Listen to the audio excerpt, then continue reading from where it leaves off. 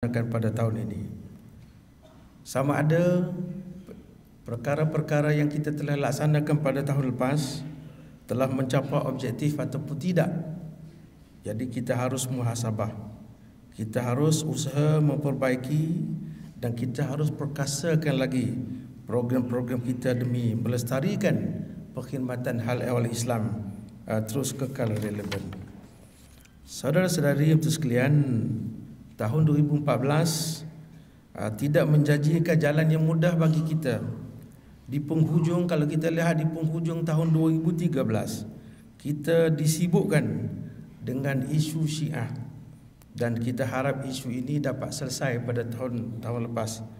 Tetapi rupanya di permulaan tahun 2014 kita ditambahkan lagi dengan isu kelima Allah, sehingga hari ini masih lagi belum ada. Dan saya ucap tahniah kepada sahabat kita di Selangor yang telah memainkan peranan yang penting, dan ini merupakan satu usaha yang kita harus puji dan harus jangan lemah semangat Ustaz Zaki dengan kawan-kawan. Harus kita pertingkatkan ketahanan diri kita. InsyaAllah kami semua yang ada di Dewan ini menyokong usaha-usaha yang dibuat oleh JAIS. Tahun 2014 adalah tahun kita bekerja. Tidak ada masa untuk kita berbual-bual kosong. Tidak ada masa untuk kita melebar-lebarkan klik-klik. Tidak ada masa untuk kita nak membuatkan puak-puak di bahagian-bahagian. Tahun ini merupakan tahun penghujung perancangan strategi kita, iaitu perancangan strategi JAKIM 2009-2014. Kita telah pun meletakkan 6 teras, iaitu meningkatkan kapasiti pegawai dan organisasi. Kita telah meletakkan R&D. Kita telah meletakkan penyelarasan undang-undang syariah. Kita telah meletakkan suatu kefahaman Islam kepada masyarakat. Kita telah meletakkan penyatuan ummah.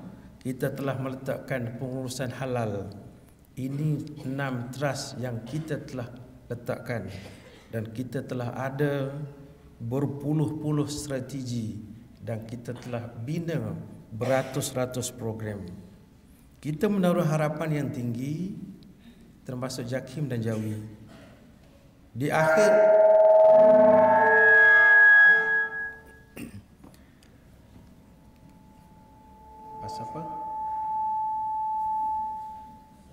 kita menaruh harapan yang tinggi di akhir tahun ini, maknanya menjelang tahun 2015, berakhirnya perancangan strategi 2014, kita akan jadi sebagai sebuah jabatan penyelaras terulung hal ehwal Islam. Kita mempunyai industri dan halal yang semuanya mengguna logo halal. Kita telah menyelaraskan undang-undang syariah di Malaysia. Kita telah mengeluarkan kajian-kajian bertaraf dunia. Sistem prasarana sekolah kita adalah arus perdana, dan kita memiliki institusi yang boleh melahirkan ulama. Jadi itu yang kita nak gambar. Sama ada perancangan yang kita buat itu sudah ataupun sudah mendekati dengan hasrat yang kita akan capai. Saya nak ibaratkan perancangan strategi kita ni sebagai sepohon kayu lah. Kalau kita nak ambil contoh, kita kata ambil contoh pokok rambutan. 6 teras tadi adalah 6 dahan yang besar. Kemudian dilanjutkan lagi dengan strategi dahan-dahan yang kecil, dan ada lagi program-program itu ialah ranting-ranting yang orang kata dapat mengukuhkan lagi di pokok. Cuba kita lihat di sini, apakah matlamat penanam itu untuk melihat pokok rambutan itu? Adakah bagi supaya nak bagi ada pokok dalam tanah dia, dalam taman dia, ataupun nak mudah tempat berteduh, ataupun dia dapat exercise pagi-pagi, petang-petang dia dapat sapu daun-daun, dia ada sikit exercise, ataupun dia nak rasa buahnya. Itu yang nak lihat boleh mengeluarkan lagi benih-benih yang baik daripada pokok itu. Jadi kita jaga pokok. Di peringkat awal kita siram, kemudian kita baja dia, kita bagi racun dia, kita kerat ranting-ranting dia supaya dia ni bagi cantik. Cuma jangan salah bubuh racun, dia terus akan mati. Saya sewaktu menghadiri mesyuarat ketua jabatan di DBKL, telah dihadiahkan sepokok mata kucing oleh Datuk Bandar. Saya balik tanam, jaga bukan main elok kita. Satu hari suruh Bangla racunkan rumput, dia racun dengan pokok-pokok sekali, habis. Saya bukan main kita, kadang mesti orang bagi kat kita tu yang terbaik, tapi apa boleh buat. Jadi saudara-saudari, matlamat akhir saya kata tadi pokok rambutan itu adalah berbuah lebat. Saya pasti dia tidak nak tengok daripada pokoknya rimbun, tapi nak lihat berbuahnya lebat, manis seperti madu, lekang, dan buahnya adalah buah rambutan. Bukan pokok rambutan berbuah mangga, bukan berbuah pisang. Maknanya tuan punya pokok tu nak pokok rambutannya berbuah rambutan. Semasa saya kecil-kecil dulu di Kelantan, saya tak tahu di negara lain ada satu cara pengubatan yang dinamakan main puteri. Main puteri ini salah satu syarat dia kena potong ranting kayu, letak atas rumah, dan dia gantung segala buah. Buah rambutan ada, buah pisang ada, biskut ada, roti ada, semua gantung kat situ. Jadi kita tidak nak semacam tu. Matlamat kita tidak nak semacam tu. Jadi kita nak supaya kita tanam buah tadi di tanah kita dan kita dapat hasil seperti yang saya sebutkan tadi. Jadi kita tidak nak kita hanya mengutip buah yang ditanam oleh orang lain di tanah dia, cuma dahan dan ranting mari kat kawasan kita. Itu kita tidak nak. Maknanya itu kita mengutip hasil daripada orang lain. Kita tidak nak. Kita nak kita sendiri tanam dan buah itu adalah buah kita. Saudara-saudari, adakah pegawai kita yang ada sekarang ni yang duduk membuat perancangan seperti saya kata tadilah, perancangan kepada orang lain. Jadi kalaulah misalnya contoh yang saya beri tadi, kita mengutip buah di pokok orang lain tapi dahan mari kat kita, maknanya kita melaksanakan program-program orang lain, tidak melaksanakan program kita. Kita membuat meningkatkan prestasi orang lain. Itu saya tidak nak. Jadi kita nak mesti daripada pokok kita sendiri. Saudara-saudari yang dihormati sekalian, kita mesti insaf selaku jabatan yang diamanah untuk meningkat dan menjagakan Islam. Wajib kita mempertahankan kedaulatan Islam. Kita mesti mempunyai watak sebagai seorang pembela ataupun sebagai seorang pembela pada agama. Oleh yang demikian, memandangkan Perhimpunan Sulong pada pagi ini, saya akan beri beberapa pendekatan yang mesti kita laksanakan pada tahun 2014 ini, insya-Allah. Bahagia tuan-tuan dan puan-puan, suatu perkara yang mesti kita peka ialah Pegawai Perkhidmatan Halal Islam telah pun mengalami perubahan, dan perubahan ini berlaku dengan begitu mendadak sekali. Masyarakat Malaysia dan juga masyarakat dunia akan melihat dan sentiasa melihat dan memantau perjalanan kita. Kita lihatlah di mana-mana sekarang ni, saya pergi di mana-mana mesyuarat, mereka kata kepada kita, JAKIM sekarang ni terlalu berat dengan cabaran-cabaran yang tidak kunjung padam dari masa ke semasa. Bahkan mereka ni hendak kita dapat menyelesaikan masalah-masalah agama. Jawapan kita, mereka berpuas hati. Itu yang penting. Jawapan yang JAKIM beri, jawapan yang JAWI beri adalah jawapan yang boleh memuaskan hati mereka. Kadang-kadang mereka telah pun membuat pertanyaan berbagai-bagai dengan mufti-mufti negeri, tetapi belum lagi membuat pertanyaan kepada JAKIM. Jadi belum puas hati. Nak kepada JAKIM juga, kerana mereka menganggap kita ini adalah satu agensi yang besar yang dapat memberi kepuasan kepada mereka. Oleh yang demikian, pada tahun ini kita mestilah memastikan supaya organisasi kita terus kekal relevan dalam pengurusan negara. Jadi kita tidak nak kita terkebelakang. Tapi alhamdulillah, dengan sokongan padu daripada saudari, kita sudah dilihat relevan di dalam pengurusan negara kita, insya-Allah. Sebagai sebuah jabatan yang memang berperanan sebagai lead agency Hal Ehwal Islam, kita mesti aktif berperanan memberikan nasihat kepada semua pihak dalam apa jua jurusan, urusan dan berkaitan dengan Hal Ehwal Islam. Kita mesti berani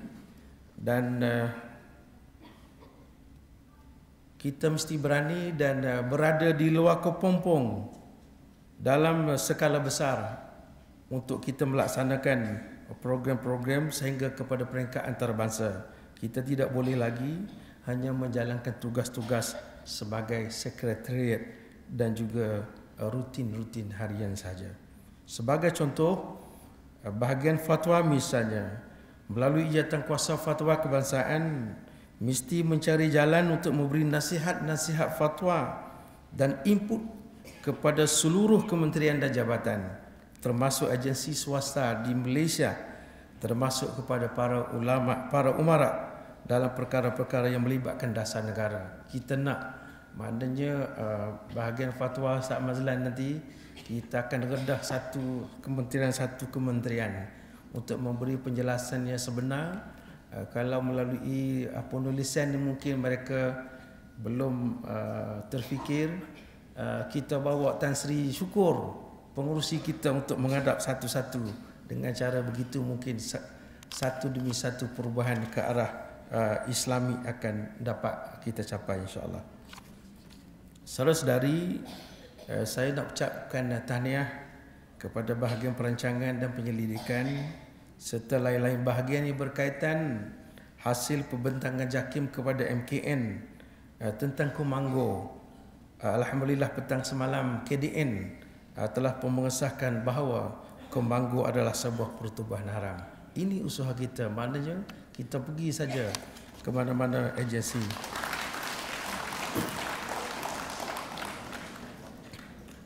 Saudara-saudari, untuk memastikan kita terus kekal relevan seperti yang saya kata tadi pada tahun ini, perkara kedua yang perlu diberikan perhatian ialah kita mesti mengubah orientasi pelaksanaan program. Kita tidak boleh membuat program dan aktiviti sekadar mahu memenuhkan takwim sahaja, atau kata orang program yang sok sendiri saja. Kita kena cari satu pendekatan yang hebat. Dan sebaliknya, program-program kita pada tahun ini mestilah berasaskan kepada problem solving. Program yang dianjur boleh menyelesaikan masalah. Jadi kalau orang ada masalah, kita buat program untuk menyelesaikan masalah mereka, tapi tak boleh selesai, mana tak berjayalah.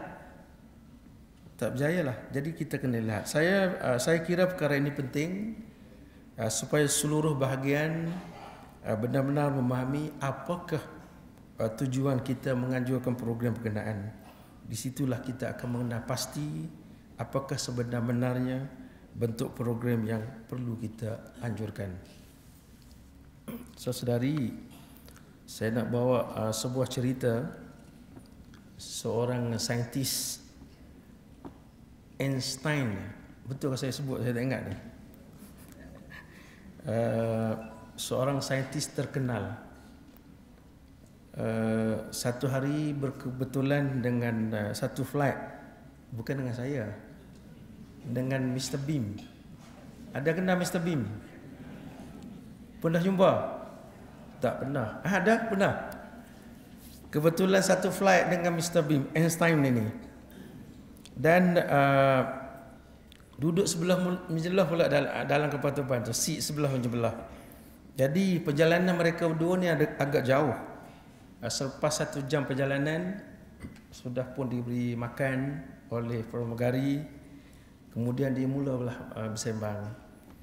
Bolehkah, Einstein kata, bolehkah kita adakan satu game pasal nak jalan jauh? Mr. B dia tak banyak cakap tak? Boleh. Dia tak banyak cakap. Okey, dia kata.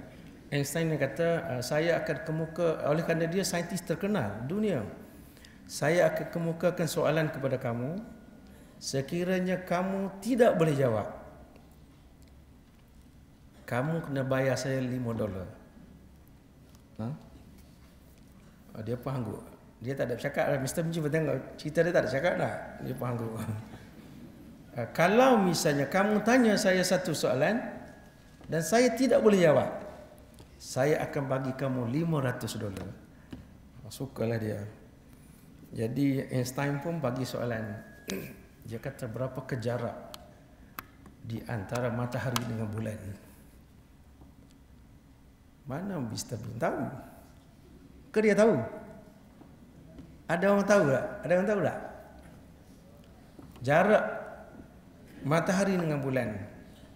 Duduk 2-3 minit, Mr. B ambil duit $5 bagi kat Einstein. Mana tak boleh jawab tu. Tak boleh jawab. Kemudian giliran dia pula soal. Dia kata, apakah dia kata, Mr. B giliran dia, apakah dia kata, apabila panjat bukit 3 kaki, turun bukit 4 kaki. Pening Einstein. Buka internet dalam kapal terbang. Nasib baik boleh buka lah. Search Google, tak jumpa.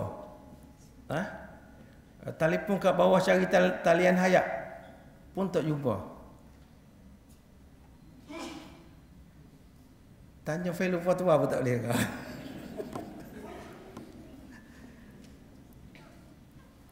Ada siapa boleh jawab? Naik 3 turun 4. Dia pun bagi jawapan. Setelah habis dia dah bagi jawapan, dia kata, makhluk asing. Mr. B giling kepala. Kuda berkaki 3 giling kepala. Orang bertungkat, dia kata, pergiling kepala, dia kata.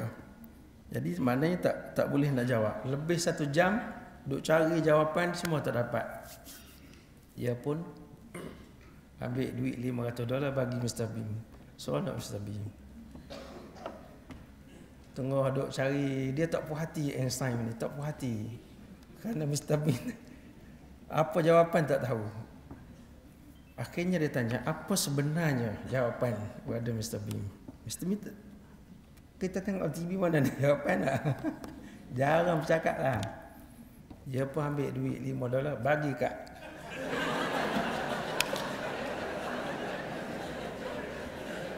Einstein. Einstein.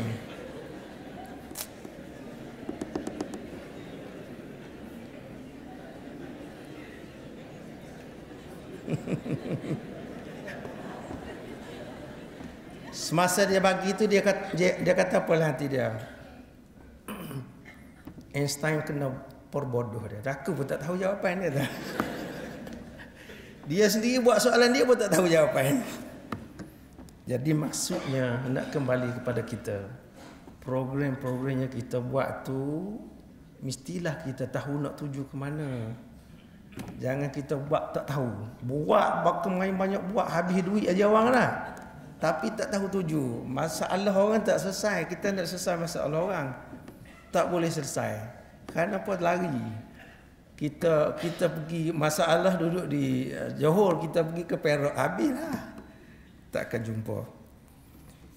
Saudari, jadi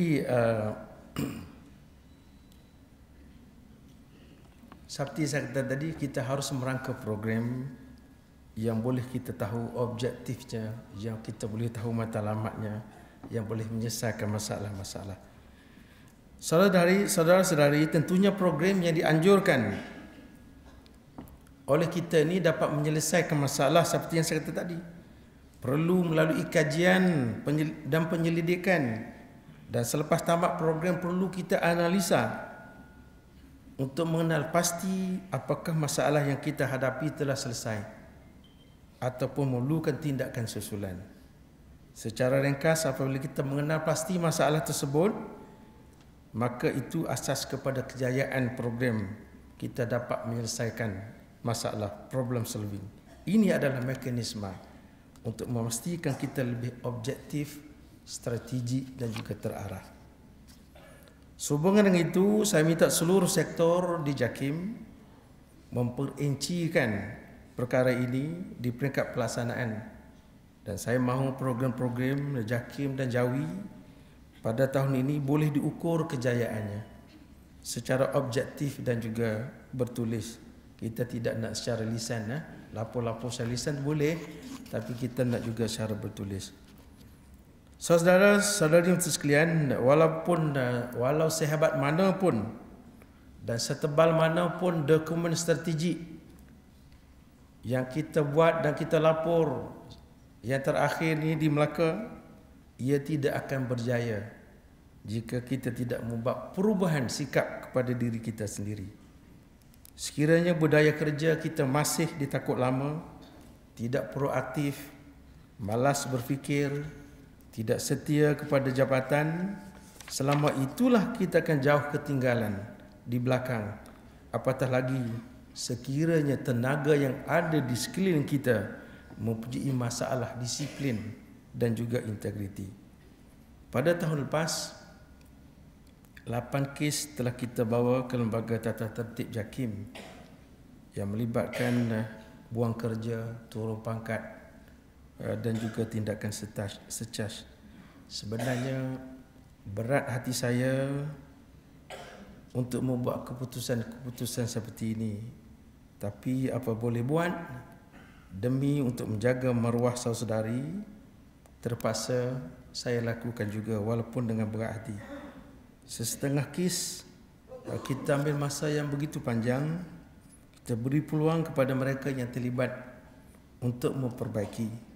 Kita panggil immediate bos mereka untuk memberi tahu kepada kita apakah sebab pegawai dia ini berlaku demikian, sedemikian. Dan kalau boleh baikilah dulu. Dan kalau semua pertimbangan telah kita beri dan mereka tidak juga berubah, maka keputusan kita buat. Saudari, tentu sekali jabatan sesungguhnya akan memberi perhatian serius. Seterusnya mengambil langkah yang tegas, khususnya bagi menangani kes-kes salah laku pegawai.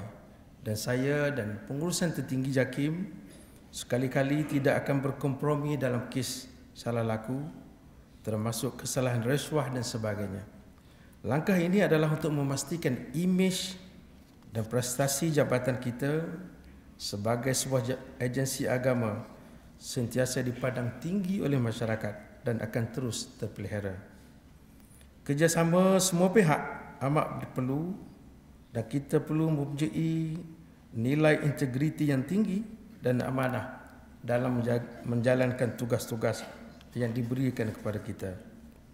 Saudara-saudari yang sekalian, kita tidak boleh nafikan lagi bahawa teknologi sudah menjadi alat bergantung kepada setiap manusia dan menjadi medium utama penyampaian maklumat perkhidmatan awam ketika ini.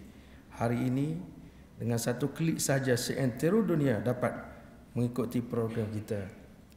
Saya baru di WhatsApp oleh pegawai khas saya kehadiran dalam majlis ini. Setakat saya duduk kat situ, dah ada bertambah 620 orang. Ini Tahniah kepada saudari, ini kita rakam melalui satu sistem yang boleh dilihat bahagian-bahagian, boleh disemak bahagian, setiap bahagian tu berapa orang yang hadir, termasuk di Jawi, Ustaz Fauzi ya. Maknanya sudah ada satu sistem yang boleh kita rekod. Jadi seperti yang saya kata tadi, melalui teknologi ini sudah pasti orang dapat manfaat yang sebegitu rupa. Seperti pengurusi sebut, kita dapat melalui siaran langsung menggunakan Masjid Mizan, perhimpunan kita pada pagi ini. Sewaktu saya mengganti YB Menteri ke Jepun, diminta kita telah melawat ke satu kawasan Hitachi nama dia. Saya duk gambar macam dulu Hitachi ni macam alat-alat elektrik, aircon dan sebagainya. Rupanya satu daerah besar, dan di sana pelajar kita telah pun membina, membangun masjid yang imamnya adalah di kalangan pelajar-pelajar kita. Saya tanya mereka, di mana khutbahnya mereka dapat. Kadang-kadang mereka mengatakan bahawa khutbah JAKIM digunakan di sana. Mereka pakai handphone saja, tak perlu kertas. Buka handphone baca khutbah JAKIM. Sebab tu Ustazah Ramlah, kita harus tingkatkan lagi. Mungkin kalau boleh khutbah dalam bahasa Inggeris pun boleh kita buat bagi memberi manfaat kepada mereka yang ada di luar sana. Ini satu kata kemudahan yang kita telah beri. Teknologi sangat cepat bergerak. Malahan anak muda sekarang ni yang terdiri daripada kumpulan generasi Y dan Z sudah tidak boleh dipisahkan lagi dengan teknologi. Kalau kita lihat yang sekarang ni anak-anak kecil berapa tahun 2-3 tahun tu dah pandai dah. Dah pandai dah SMS, walaupun tak reti apa dia ayat dah. Dia SMS dah pandai. Kadang-kadang AA saja pun dah cukup. Maknanya dah begitu prihatin dengan alat-alat sebegini. Oleh itu, saya mahu kita mesti JAKIM dan Jawi kita mesti remajakan agar kita dilihat segar dan menjadi segar. Bukan segar saja dilihat segar, kita nak menjadi segar dan memenuhi aspirasi golongan muda serta memanfaatkan teknologi untuk tujuan dakwah selain sebagai medan untuk merapatkan jurang antara JAKIM dan juga rakyat. Kita harus lebih kreatif dalam membuat program dan mempromosikan program kita. Saya sempat menjenguk Facebook kita semalam. Setakat petang semalam, Haji Kamarudin kita sudah